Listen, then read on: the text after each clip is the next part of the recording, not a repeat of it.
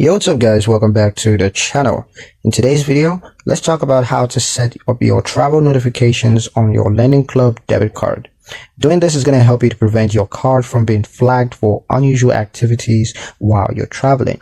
So let me show you what to do. The first step is to open the Lendingclub app. So log in using your password, PIN, or biometrics on the Lendingclub app.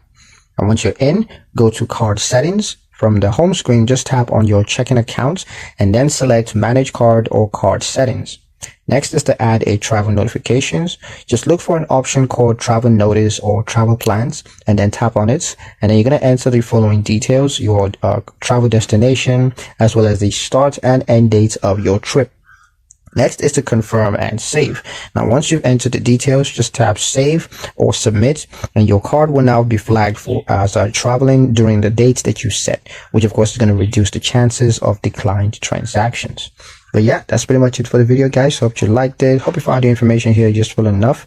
If you did, like, share, and subscribe for more helpful tutorials. Thank you guys for watching, and I'll see you in the next one.